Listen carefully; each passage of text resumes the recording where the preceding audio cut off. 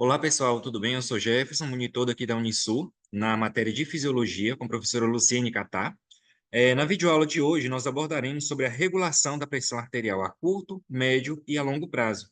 Nós sabemos da importância em estabelecer a homeostasia dos volumes sanguíneos, bem como em manter os valores de pressão arterial como já pré-estabelecido pela saúde, a fim de evitar danos secundários, como a hipertensão e a própria hipotensão. Na hipertensão, nós temos exemplos, né, danosos à nossa saúde, como AVC, infarto, doenças vasculares, renais, e na hipotensão, onde nós vamos ter a baixa perfusão sanguínea, também pode ser potencialmente prejudicial para a saúde. Antes de mais nada, devemos ter ciência que a pressão arterial média ela é determinada pelo produto do débito cardíaco e a resistência vascular periférica, onde o débito cardíaco ele é determinado pela nossa quantidade de volume sanguíneo, né? Ele é proporcional à quantidade de volume sanguíneo, ou seja, se tivermos uma hipervolemia, a pressão arterial média estará aumentada.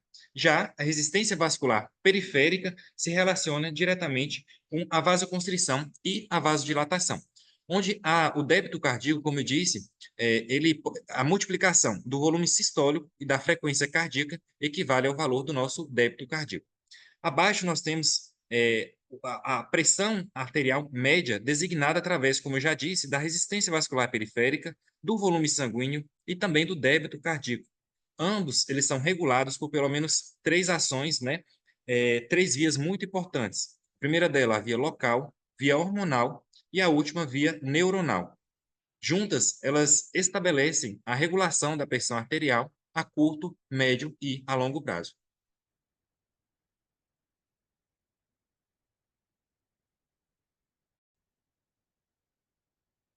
Boa tarde, pessoal. Aqui quem fala é Júlia, monitora também da disciplina de Fisiologia da professora Luciene. E eu vou falar um pouquinho a respeito do sistema nervoso no controle rápido da pressão arterial. Então, uma das mais importantes funções desse controle nervoso da circulação é justamente que esse controle nervoso ele tem uma capacidade de causar aumentos muito rápidos da pressão arterial. E para que isso ocorra, é necessário que todas as funções vasoconstritoras, cardioaceleradoras do sistema nervoso simpático, elas sejam estimuladas simultaneamente. E ao mesmo tempo em que isso ocorre, vai também existir a inibição recíproca de sinais parasimpáticos vagais para o coração. E com isso vai ocorrer três importantes alterações para que ocorra a elevação da pressão arterial. Uma delas vai ser justamente a contração das arteríolas da circulação sistêmica, né? Então, vai aumentar a resistência periférica total. E como a gente já viu, essa resistência periférica total, ela vai ser diretamente proporcional à pressão arterial média. Então, como isso ocorre, como aumenta essa resistência periférica total, vai acarretar na elevação da pressão arterial também. O outro mecanismo que ocorre é a contração das veias. Elas vão se contrair fortemente e isso vai fazer com que ocorra um deslocamento sanguíneo, né, para fora dos grandes vasos periféricos e esse deslocamento vai em direção ao coração. Então, vai aumentar o volume das câmaras cardíacas e vai fazer com que o estiramento do coração aumente a força dos batimentos. E isso vai bombear maior quantidade de sangue e vai elevar a pressão arterial também. Outro mecanismo importante é que o próprio coração ele vai ser estimulado pelo sistema nervoso autônomo. Então, vai fazer com que aumente ainda mais os batimentos cardíacos, podendo elevar ali a frequência cardíaca em até 3 vezes do normal, e isso vai também elevar a pressão arterial.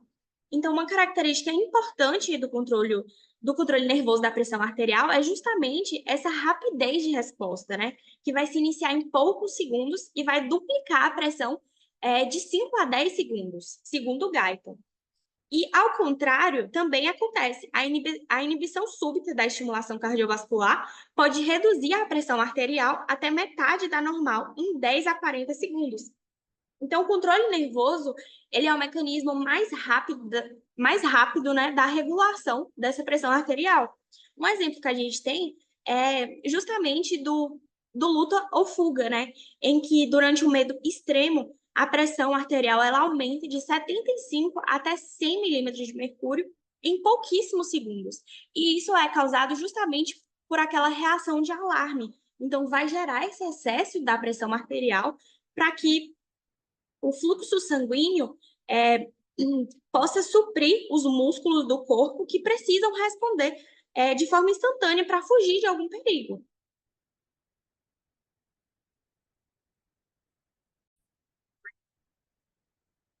Então, agora falando um pouco mais a respeito dos barorreceptores. Os barorreceptores, ele vai ser o mecanismo mais conhecido na regulação da pressão arterial. E ele vai ser a principal via reflexa para esse controle homeostático da pressão arterial média.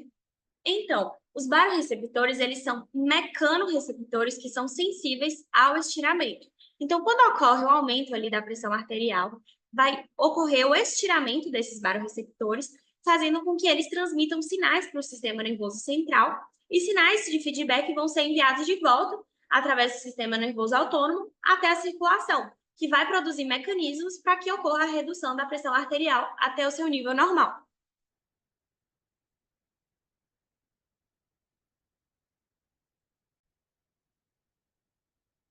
Esses barorreceptores, eles vão estar localizados ali principalmente no seio carotídeo e na parede do arco aórtico. E através disso a gente vai conseguir compreender como ocorre essa transmissão do sinal até o sistema nervoso central. Então, os sinais dos barorreceptores carotídeos, eles vão ser transmitidos através do nervo de Hering para os nervos glossofaríngeo, na região cervical superior. E daí ele vai até o núcleo do trato solitário na região bulbar do tronco encefálico. Já os sinais barorreceptores aórticos, eles vão ser transmitidos pelo nervo vago para o mesmo núcleo do trato solitário do bulbo.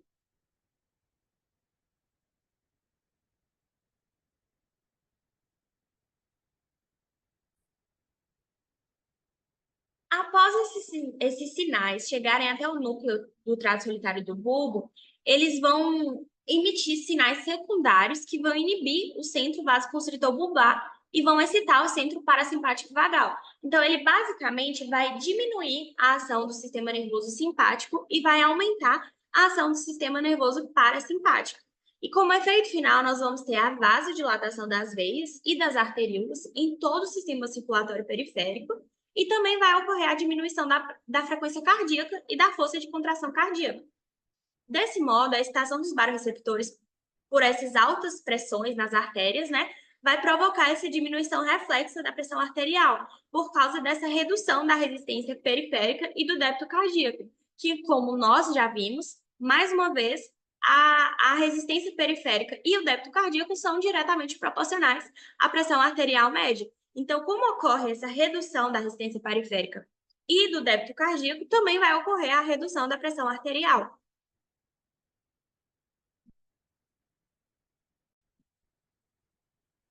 Então, a função primária do sistema barorreceptor arterial vai consistir em reduzir essa variação minuto a minuto da pressão arterial para um terço da que seria se o sistema não existisse. Então, esse controle do barorreceptor, ele está funcionando ali a cada segundo no nosso corpo para que ocorra essa regulação, essa manutenção da pressão arterial média. Um grande exemplo que a gente tem do funcionamento desses barorreceptores é quando ocorre ali alterações da postura corporal. Então, quando a pessoa está deitada e ela fica em pé, a pressão arterial na cabeça e na parte superior do corpo, ela tende a diminuir. E a acentuada redução dessa pressão poderia provocar até mesmo a perda de consciência, mas essa queda de pressão nos barorreceptores vai ocasionar esse reflexo imediato. Então, vai resultar em uma forte descarga simpática em todo o corpo, o que vai minimizar a queda da pressão na cabeça e na parte superior do corpo também.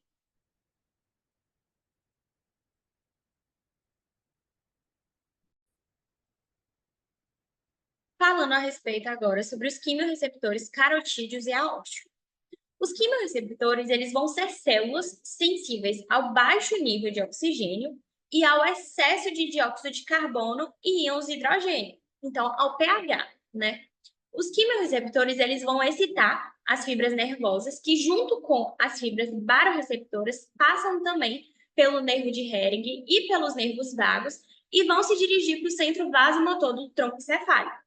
Então, os quimiorreceptores, eles vão estar sempre em contato com o sangue arterial. E quando a pressão arterial ela cai abaixo do nível crítico, os quimiorreceptores eles vão ser estimulados, porque ocorre ali a redução do fluxo sanguíneo, que vai acarretar na redução dos níveis de oxigênio e no acúmulo de dióxido de carbono e íons de hidrogênio, que não vão ser removidos da circulação.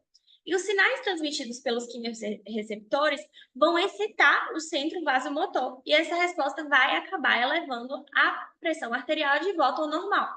Entretanto, é importante ressaltar que o reflexo quimiorreceptor ele não é um controlador potente da pressão arterial, porque essa pressão arterial ela precisa estar muito baixa, abaixo do nível crítico, para que esse quimiorreceptor haja. Então, fala que até que a pressão caia ali abaixo de 80 milímetros de mercúrio, esses quimiorreceptores eles não vão agir.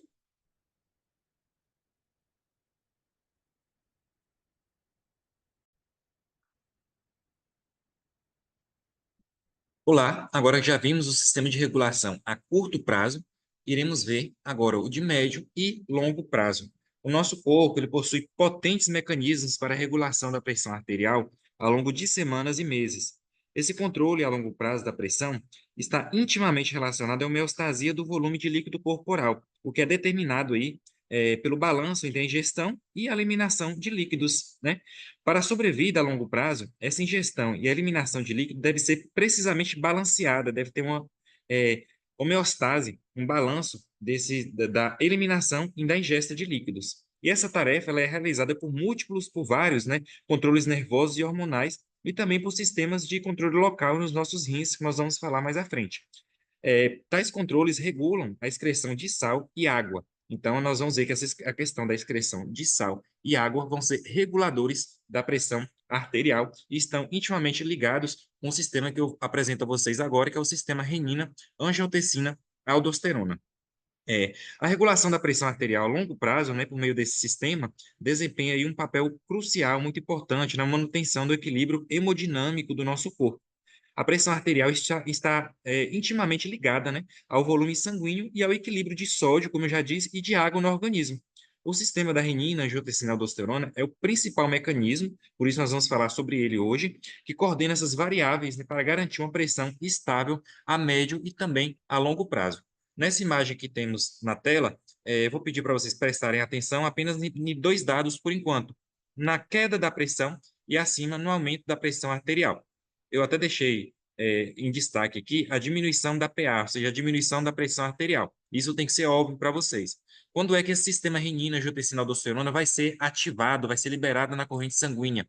A partir do momento que nós temos a diminuição da pressão arterial. Essa diminuição pode se dar por vários fatores, né? Pela diminuição da volemia, na hipovolemia, por questões, por hemorragias, por N fatores que fazem com que nossa pressão arterial ela diminua, fazendo aí o quadro de hipotensão. Então, tem que ser bem claro para todo mundo que o sistema renina, angiotensina, aldosterona é ativado e liberado na corrente sanguínea a partir de um estímulo que vem da baixa da pressão arterial. Essa baixa da pressão arterial, ela é sentida principalmente, né, para desencadear esse sistema, ela é sentida principalmente nos nossos rins, e eu vou falar um pouquinho mais agora sobre a fisiologia e como acontece a sintetização e liberação dessas enzimas e proteínas responsáveis por esse sistema tão importante na regulação da nossa pressão. Vamos lá. Bom, falei já que o rim ele é um protagonista aí na atuação do sistema renina-angiotensina-aldosterona. Eu vou apresentar a vocês agora o aparelho justaglomerular. Esse aparelho ele está intimamente ligado com o nosso néfron. O néfron é a unidade funcional dos nossos rins, onde nós temos mais ou menos de 800 a 1 milhão de néfrons cada rim, e esses néfrons são responsáveis pela nossa filtração glomerular. Então, apresenta para vocês aí um néfron, né? E na composição desse néfron, nós temos o glomérulo, a cápsula de Bowman, o túbulo proximal, todos do lado esquerdo, aqui é onde acontece a filtração glomerular. Desse lado, no lado direito da tela, nós temos o aparato ou aparelho justaglomerular. É aí o nosso foco, o foco da nossa aula. É aí que tudo começa, né? É esse aparelho aí responsável pela percepção da baixa da filtração glomerular, né, da taxa do filtrado aí renal vai estar diminuído, e a partir desse estímulo aí, nós vamos ter a liberação de renina. Já explico para vocês. Primeiro, vou explicar os constituintes. Nós temos a arteríola eferente no campo superior. Inferiormente, nós temos aí a arteríola aferente, por onde entra o sangue, né? Nós temos aí o sangue do nosso corpo para ser filtrado e retorna pela arteríola eferente. Nós temos a mácula densa. Essa mácula densa ela é muito importante, porque é um tecido muscular liso especializado. É justamente a mácula densa que essa mácula ela é sensível à concentração do íon. Ela funciona como um quimioreceptor mesmo. Ela é sensível à quantidade de íons sódio, né? De um cloreto de sódio que passa principalmente nessa arteríola aferente. Em azulzinho aqui, nós não temos o nome, mas são chamadas células justaglomerulares. São essas células responsáveis pela sintetização e armazenamento aí da nossa renina. Quando ela está sintetizada e armazenada nessas células justaglomerulares, nós chamamos delas de pró-renina. Quando eu falo de renina, pessoal, é importante vocês terem ciência, vocês saberem que a renina é uma enzima, né? Nós temos uma enzima nessa cascata de acontecimentos que nós temos desse sistema renina-angiotensina-aldosterona, e o principal, a primeira nela, a precursora de todo esse sistema é a renina liberada pelas células justaglomerulares. Como eu disse, a mácula densa ela é sensível aí à presença de baixa ou alta, né? Vai agir com feedback, mas principalmente da baixa de quantidade de sódio dentro da arteríola, principalmente a arteríola aferente, né? A eferente tem pouca quantidade de células glomerulares, logo o efeito dela é diminuído nessa arteríola, mas é aumentado na arteríola aferente. Então, a mácula densa, tendo essa percepção, que existe a quantidade diminuída de sódio dentro das arteríolas, ela vai sinalizar essas células justaglomerulares aqui em azul, em volta da arteríola aferente e eferente, como eu já falei, vai sinalizar para ela sintetizar e também excretar, para ela liberar na corrente sanguínea a renina. Essa renina, como eu disse para vocês, que é uma enzima e vai ser liberada a partir das células justaglomerulares na nossa corrente sanguínea.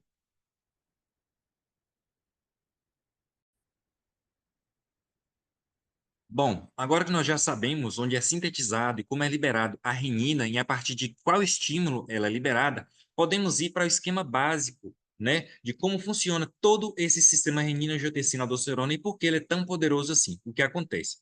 Nessa demonstração aqui, nós podemos ver, já citei para vocês, que a baixa da pressão arterial é o que faz os rins, né, ali, as células justaglomerulares, através da percepção da mácula densa, a liberar renina. Já falei também que a renina é uma enzima.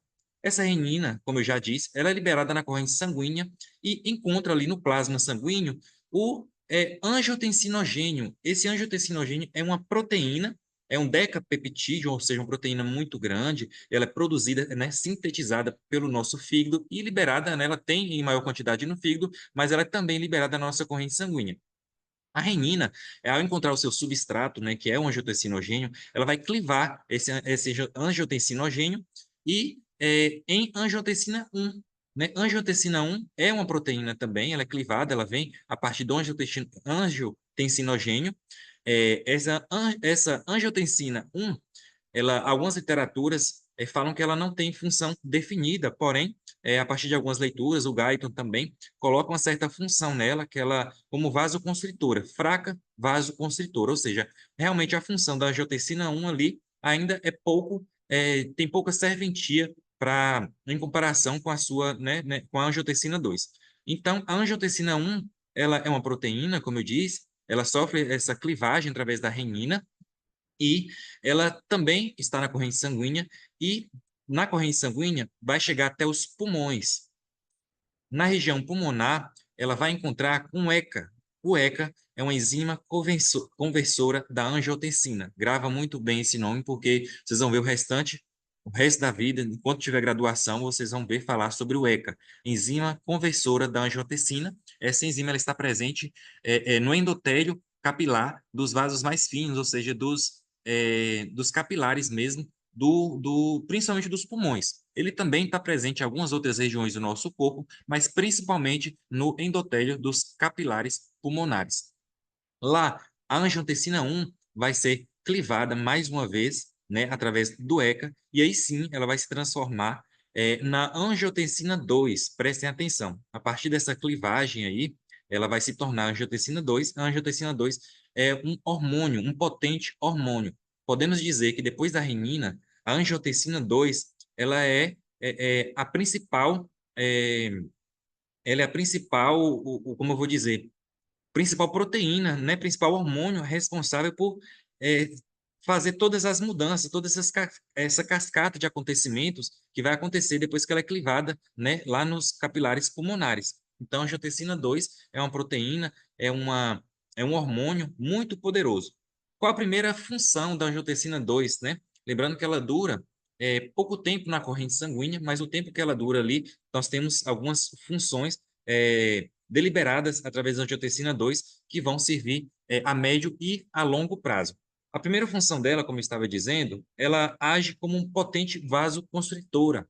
Ela faz uma vasoconstrição potente, principalmente nas arteríolas, também nos vasos sanguíneos, mas o intuito principal da angiotensina 2 é se ligar aí nos receptores AT1 dos vasos das artérias, das arteríolas, né, fazendo a vasoconstrição. A gente sabe nessa relação importante da vasoconstrição com o aumento da resistência vascular periférica. Sempre quando eu cito ou débito cardíaco ou resistência vascular periférica, é importante que vocês saibam que qualquer um desses dois fatores vão interferir na pressão arterial. Se eles estiverem aumentados, obviamente, nossa pressão estará aumentada, e se eles estiverem diminuídos, nossa pressão tende a diminuir também. Bom, como primeira função da angiotensina 2, eu já falei com vocês, que é um potente vasoconstritor. É um dos mais potentes vasoconstritores que nós temos no nosso corpo.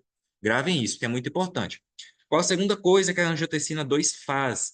Ela vai lá na nossa hipófise posterior e faz com que essa hipófise posterior, ou neurohipófise, secrete ADH, ou vasopressina. Esse ADH é nosso hormônio antidiurético.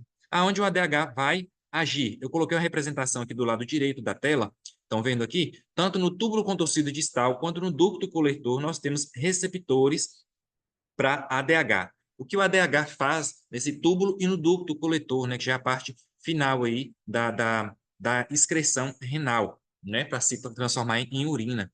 Eles fazem com que o nosso corpo reabsorva a maior quantidade de sódio e água. Quando eu falo que tem reabsorção de sódio, tem que ficar óbvio que através da osmose, essa água também é reabsorvida, ou seja, aumento da volemia, né? Então, o ADH, hormônio antidiurético, vai causar isso lá nos nossos rins, vai agir nos nossos rins, aumentando a reabsorção de sódio e de água.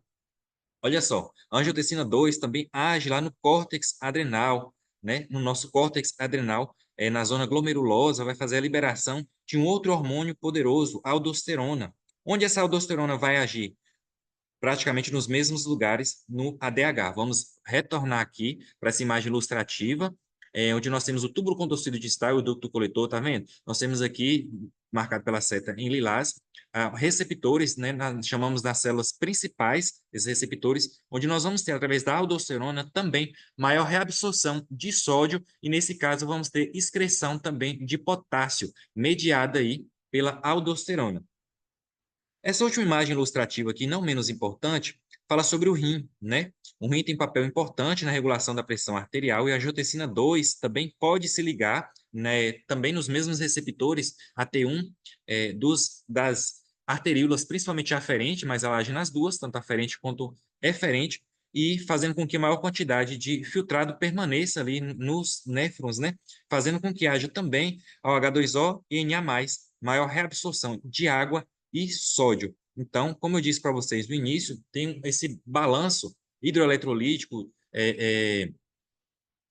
conduzido aí pela solubilidade da água e do sódio, ela é muito importante para estar aí controlando a nossa pressão arterial. Então, no final disso, nós temos aí como resultado o aumento da pressão arterial. A angiotensina 2, ela é protagonista de todas essas ações aí que foram iniciadas através da liberação da renina, né? Tanto no músculo liso, na vasoconstrição, quanto na hipófise posterior, através do ADH, no córtex adrenal da aldosterona e no próprio rim como efeito local. Só não está nessa representação aqui, eu senti falta, mas eu vou falar com vocês, que é nosso centro da sede lá no hipotálamo, né? Nós temos um centro da sede no hipotálamo e essa angiotensina 2 também consegue se ligar lá nos neurônios desse centro da sede, fazendo com que a gente sinta mais sede mesmo, para aumentar a volemia aí, para a gente consumir, ter uma maior ingesta de água e aumentar a volemia, e com isso também nós temos como resultado o aumento da pressão arterial.